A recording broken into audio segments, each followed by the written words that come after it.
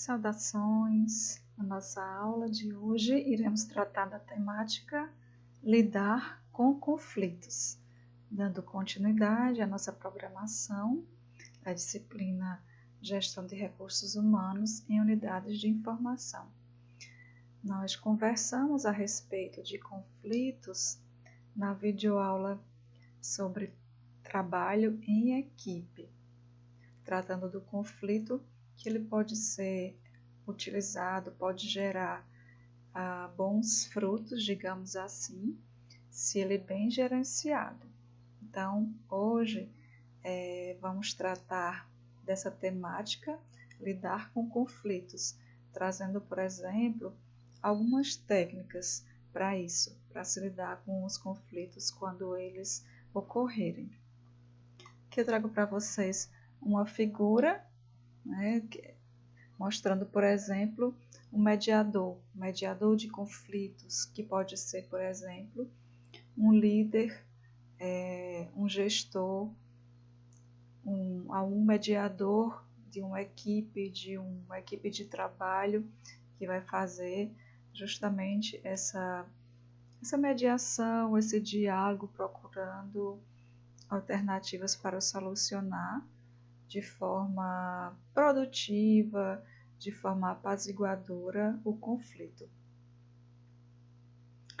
A nossa discussão, a nossa apresentação, ela tem como base o livro da Carosselli, 2012, que também foi utilizado para a apresentação de trabalho em equipe. Então, segundo a autora, quando os conflitos eles não são resolvidos e eles acabam tomando dimensões muito grandes, eles acabam criando ambientes, criando situações hostis, violentas, agressivas. Por isso que quem está fazendo a gestão, quem está na liderança e mesmo os membros da equipe deveriam se preparar para isso, para observar até que ponto aquele conflito poderia ser saudável para se conseguir soluções, para se alcançar metas de determinado projeto, para solucionar determinado problema, e até que ponto ele pode chegar a ficar sem controle, criando esses meios, esses ambientes, hostis. Por vezes pode chegar até a violência, tá? E a autora coloca esse questionamento: quantas pessoas podem manter uma sólida fachada quando são traídas pelos colegas? Então, vocês, quando foram traídos pelos colegas, vocês conseguem manter essa fachada? Ou vocês acabam por falar, para chegar e falar, talvez chegar ao ponto de, por exemplo, ir acumulando aquela raiva, aquele descontentamento e explodir, isso por vezes acaba acontecendo. Então, se você vai gerenciar a qualidade, você precisa gerenciar primeiramente a você. Aí entra então a questão do autoconhecimento, da autodisciplina, porque se pretende prosperar em um meio ao caos econômico, é preciso que você realmente faça esse gerenciamento desse caos interpessoal, desse caos que há em você. Então, fácil com certeza não é, gente? A gente sabe que não é fácil fazer isso. Fazer uma autoavaliação é algo que a gente precisa refletir muito e, por vezes, admitir o que a gente não gostaria de admitir em relação aos nossos comportamentos, Então, às vezes, o caos parece estar fora do nosso controle, principalmente nesses tempos. A autora colocou 2012, mas vejam como é atual, em 2020. No que a gente está vivendo agora, que realmente eu acho que ainda é mais atual do que no contexto de 2012, que a gente está vivendo um momento muito incerto em relação a absolutamente tudo, e com certeza também ao mundo do trabalho. E as emoções, elas com certeza estão à flor da nossa pele, E são diversas tensões, diversas preocupações que fazem com que a gente fique assim, ou até um pouco desnorteados. Tá? Então ela diz que definições referentes à tensão provocada por uma possível perda de emprego, aparece com frequência, muitas vezes com humor. Ela recomenda que o humor ajuda, de que você sempre tem escolhas de poder optar por entender ou não entender as situações que se avizinham, que chegam até nós, de ajudar, de prevenir, de permanecer estagnado, de progredir, de achar possíveis soluções, mesmo diante do caos, mesmo diante da crise. E aí discutir o conflito ou os conflitos às claras, né, de forma respeitosa, sempre reprisando isso, traz vantagens. Falar sobre eles vai ajudar a limpar o ar, a pensar na possibilidade de que eles existem e de que forma se pode evitá-los. Então, se eu sei que determinada coisa vai gerar conflito, vai iniciar um conflito, então de que forma evitar isso? Por vezes, e eu gostaria que vocês refletissem, só que vocês não sabem o que é que causa conflito, o que é que causa desconforto a vocês, e vocês teimam, de repente, eu vou fazer, e aí depois se arrepende, mas já sabendo o que poderia acontecer. Será que isso acontece com vocês? Vocês vão me responder depois na nossa aula de Tira Dúvida, tá bom? Então, o exercício a seguir, que a autora propõe, seria converter essas frases que ela colocou, estão no próximo slide, essas frases que são provocativas, em menos ofensivas, em menos destrutivas. Ou pensar em algo que seja divertido, que seja engraçado, ou seja, evitar esses comentários aqui, que são comentários agressivos. Por exemplo, esta é a coisa mais estúpida que eu já ouvi. Quem é que quer ouvir isso? Quem escuta isso, gente, vai ficar bem e não vai guardar nenhum rancor, é difícil, né? Então, de que forma transformar essa frase em uma frase menos destrutiva e até uma frase engraçada? E as demais também, né? Se tivéssemos pessoas que sabem o que estão fazendo, conseguiríamos ter maior produtividade, ou seja, dizendo que você, enfim, o seu colega não sabe o que está fazendo no ambiente de trabalho. E a próxima é uma crítica ao gestor, dizendo que ele não sabe liderar, né? A seguinte, que não tem tempo para essa pesquisa e vai escolher um curso de ação e seguir em frente sem se importar, sem fazer a pesquisa, sem planejar. Isso com certeza não vai acabar bem, né? E algumas pessoas por aqui não ajudam em nada. Se não tivermos a participação de todos, vou cair fora. Então, a dica é tentar isso seria um exercício, mas com certeza vocês conhecem outras frases agressivas, destrutivas, que elas podem ser transformadas em frases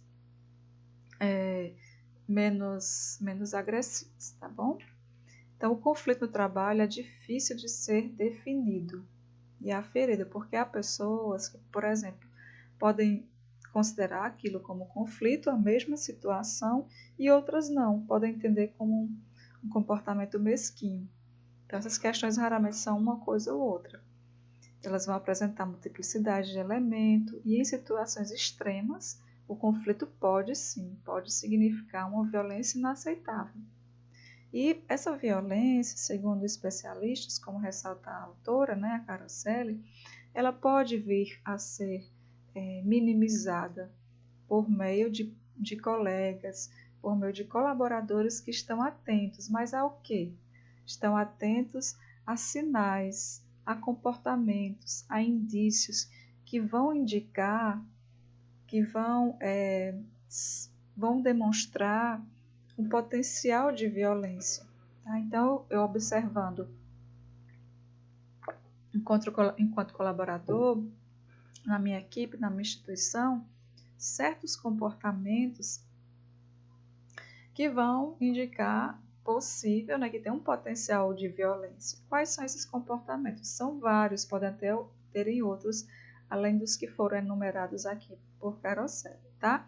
Então, por exemplo, quando se observa que a pessoa tem um histórico, né, de comportamento agressivo, o uso de álcool em excesso, essa inexistência, né, de autoconfiança, de autoestima muito baixa, o aumento de faltas, de absenteísmo, uma diminuição em relação à aparência, à higiene, não ter esse cuidado consigo próprio, depressão, isolamento, as explosões de raiva sem nenhum tipo de provocação ou com provocações mínimas, uma grande explosão de raiva, com comentários repetidos que indicam tendências suicidas, doença mental não diagnosticada ou não detectada, reações emocionais instáveis, um comportamento paranoico, preocupação com incidentes anteriores de violência, um aumento em relação a variações de humor, resistência e reação exagerada a mudanças nos procedimentos, comentários, por exemplo, em relação a armas no geral, a pessoa está comentando muito sobre armas, já para acender, né, digamos, um sinal, o que é que está acontecendo aí.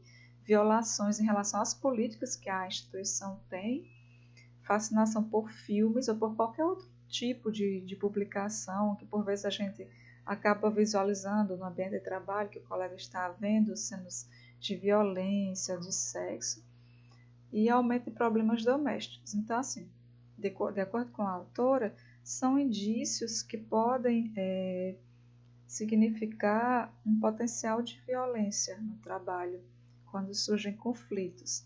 Tá? Mas se vocês percebem isso num colega, num colaborador, o que é que pode ser feito?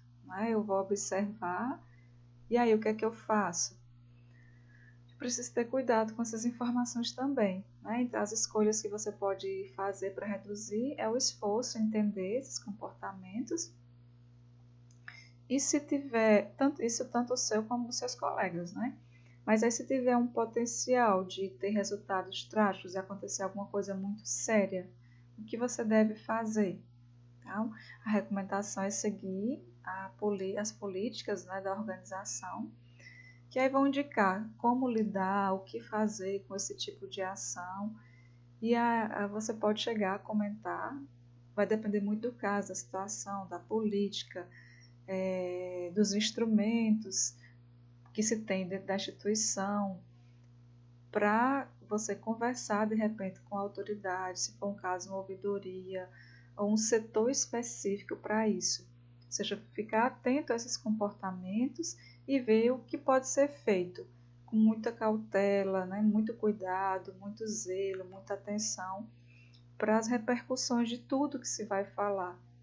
É preciso realmente ficar atento a esses comportamentos para que eles não tenham resultados até trágicos dentro do ambiente de trabalho, mas também ter o cuidado quando for fazer esse relato, com a pessoa que de repente está passando por alguns problemas sérios, não consegue visualizar, não consegue de repente até admitir ou pedir ajuda, e precisa, mas ou tem timidez para pedir ajuda, e você pode tentar intervir de alguma forma, sempre com muita atenção e muito cuidado, Então, é preciso procurar não transformar o ambiente de trabalho num campo de forças, medindo forças, causando conflitos.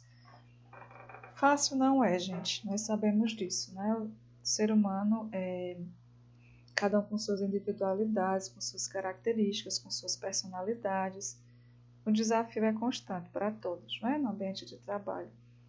Mas é um exercício tentar praticar isso, tentar evitar os conflitos. E aí temos algumas técnicas aqui que a autora sugere, tá? Essa técnica do kind vem do inglês gentil. Então, gentil, informado, novo, definitivo. E ela diz, procure entender o outro antes de atribuir intenções negativas, tá? Então, procura entender, procura compreender o comportamento, observar, respeitar. Tenha em mente a razão pela qual você está no local, que não é para você ficar discutindo com seu colega, mas sim para você realizar as tarefas que te são colocadas, A missão, como a missão do seu setor, da organização, está acima dos seus interesses pessoais, dos seus interesses particulares. Mantenha sempre o resultado final em mente. Então, o resultado que você quer chegar, você, enquanto parte de um grupo, enquanto parte de uma organização, o que você tem que fazer que você tem que cumprir para se chegar ao resultado final. E aí, em relação aos conflitos que aparecem, no ponto mais baixo ou no meio da escala, é possível aplicar essa técnica, certo? Então, marque uma reunião com a pessoa, se for o caso, tá? Você marcar com essa pessoa denominada de difícil pela autora, mesmo que o conflito não seja com você. E aí, por exemplo, um líder, um gestor pode fazer isso, um mediador marcar essa reunião, e aí você conversa com a pessoa, mas conversa não julgando, apontando, né, o dedo para a pessoa. Estou colocando isso apontando o dedo em sentido figurativo, jamais fazer isso realmente no sentido real da coisa, tá, gente? Então comece conversando com palavras gentis, que encorajem a pessoa a se abrir, a pessoa a cooperar, que mostre que você realmente quer melhorar a situação. Demonstre também que você dedicou um tempo para você aprender mais sobre essa pessoa que você está conversando, sobre as coisas que são importantes para ela, tudo isso em relação ao trabalho, tá? E depois você tente fazer algo novo. O que seria algo novo, algo que você nunca tentou? É preciso usar a criatividade. A criatividade é muito importante para solucionar problemas, que é digamos assim, uma grande demonstração de criatividade quando a gente consegue utilizá-la para solucionar questões como essas, por exemplo, né? E desenvolva um plano para que possa ser seguido por vocês dois. Por exemplo, né, a autora traz aqui um exemplo, escrevam um diário sobre o problema e as possíveis soluções. Enfim, algum documento. Esse é o problema, possíveis soluções. E no final, não termine a conversa até que você tenha feito uma proposta. Essa proposta é para o futuro, para garantir o sucesso disso que vocês estão fazendo durante essa reunião. Né? Uma proposta realmente sólida. E faça essas perguntas. Que mudanças de atitude você pode prometer, mesmo que você não esteja envolvido ou que você esteja envolvido, mas você vai estar ajudando a outra pessoa. E também pedir para ela o que ela pode colocar, como ela pode sugerir, de que forma ela sugere para que essa mudança aconteça, para que esses conflitos não voltem a ocorrer, para que essa situação ela melhore. Então, o que ela sugere, de que forma ela sugere, de que forma ela se coloca em relação a isso. E aí você sugere também, para não ficar muito solto, no próximo encontro, marque uma data para rever o que foi alcançado. Então você vai estar valorizando a pessoa, está aberto a conversar com ela, a propor melhoras. Isso depende muito também da outra pessoa, né, gente? Precisa também estar aberta e de você, enquanto mediador, em saber se colocar, em saber conversar. É preciso, obviamente, experiência para isso, né? Tendo cuidado, porque por vezes a gente acaba falando coisas que vão desagradar a tal ponto aquela pessoa que a gente gostaria de resolver o conflito, que torna a situação muito pior. E insistir naquele momento não vai ser proveitoso. Outra técnica além dessa é a do AND. Seria recrutar, negociar e determinar. Tá? Então, recrutar a pessoa, né? Recrutar ajuda a pessoa. Ressalte que o estresse pelo qual vocês passam não vai fazer bem a ninguém, nem a você, nem a pessoa que está envolvida, e não vai gerar um efeito positivo em ninguém daquele ambiente de trabalho. Então, recrute a ajuda da pessoa para, então, você fazer a negociação, ou seja, explicar exatamente o que o irrita e por quê. O que está te irritando e por que está te irritando aquele comportamento. Você vai ouvir pacientemente a outra pessoa, enquanto a outra pessoa faz a mesma coisa. Então, você vai falar, a outra pessoa também. O ouvir é tão importante quanto o falar. Eu diria, na realidade, corrigindo, né? O ouvir é mais importante, por vezes, do que o falar. Né? Por vezes, só em você ouvir a pessoa, você já está ajudando. A gente vive num mundo tão frenético em que as pessoas não têm mais tanto tempo para nos ouvir. Né? Então, precisa ouvir, prestando atenção de forma paciente, sem criticar. e diga que mudança de atitude pretende tomar e peça que ela faça o mesmo. Então, eu pretendo tomar tal atitude para resolver esse problema, para resolver esse conflito e no seu caso, o que você vai fazer para isso, né? Para que mude essa situação. E determine então medidas específicas que cada um de vocês irá seguir, tá? Então, no final, é preciso deixar isso bem amarrado, que vocês vão, para não ficar um lado fazendo as mudanças e o outro não, tá? Aqui já é outro tipo de abordagem, certo? A abordagem de perguntas. Então, quando se percebe que alguém está começando a demonstrar raiva, descontentamento, o que é que a gente faz geralmente? Eu acho que é uma coisa super normal, que realmente acontece com frequência. A gente pede que a pessoa se acalme. A gente já tem essa frase meio que pronta, né? Se acalme, mulher, se acalme. Mas, segundo a Caroselli, isso realmente é uma das piores coisas que a gente pode fazer, tá? Porque quando você diz se acalme, você já está dizendo que a pessoa está realmente sem controle, né? Que a pessoa perdeu o controle sobre si mesma. Então, essa frase já dá essa impressão. Mas eu não estou calma. Com certeza vocês já ouviram isso. Eu não estou agressiva, eu estou muito calma, mesmo que esteja gritando. Então, a dica é a seguinte. Nesse caso, né? Um exemplo do ambiente de trabalho. Quando a pessoa estiver nervosa, gritando com você, por exemplo, se você perdeu alguma coisa no documento, não peça imediatamente desculpas. Em vez disso, você faz uma pergunta. Fulano de tal, nesse caso aqui, né? Senhor Johnson, quantas vezes perdemos faturas em um ano? Que aí a pessoa vai parar com aquele nervosismo, com aquela gritaria, enfim, para poder pensar e responder a pergunta.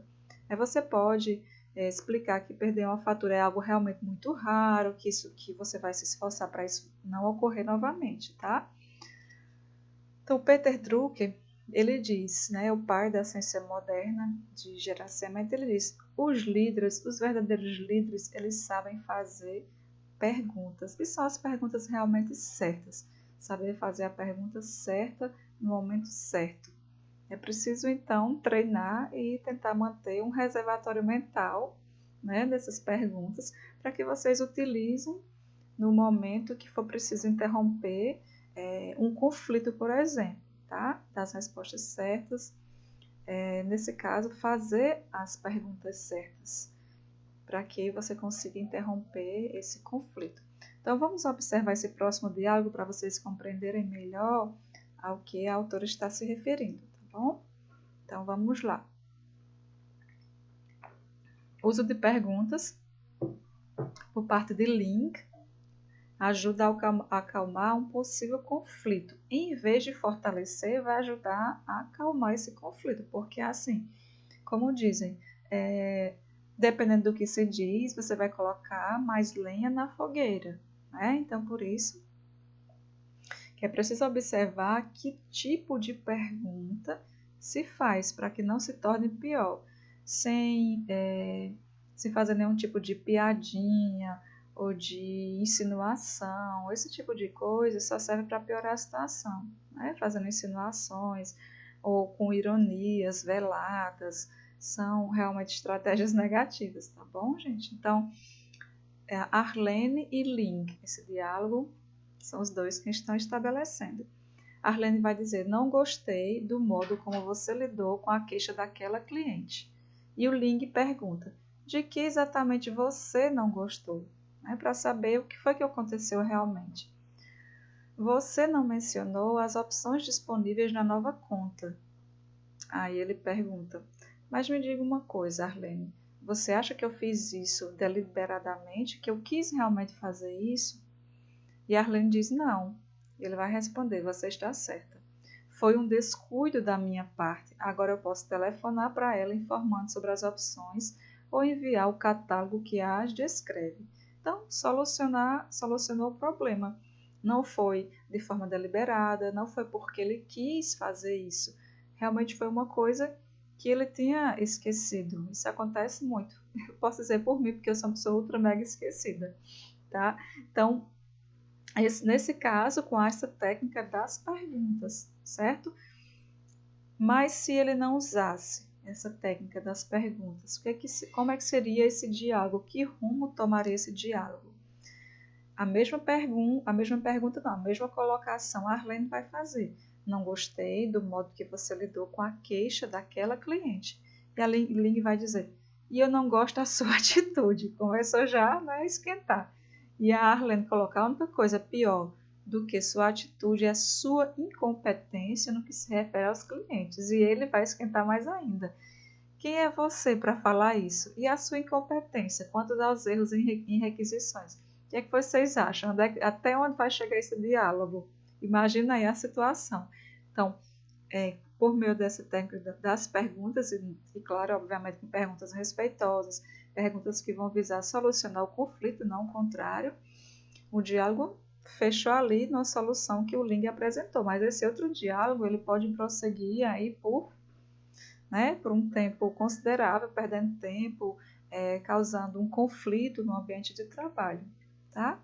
Então, é preciso realmente, vocês vejam essa figura denota realmente a mediação entre os conflitos, fazer esse balanço, essa reflexão. Aqui a referência, né, do texto, não tem como vocês acessarem agora na biblioteca, porque nós estamos nesse momento de pandemia, mas eu vou colocar o material para vocês, não exatamente da Caroselli, tá bom?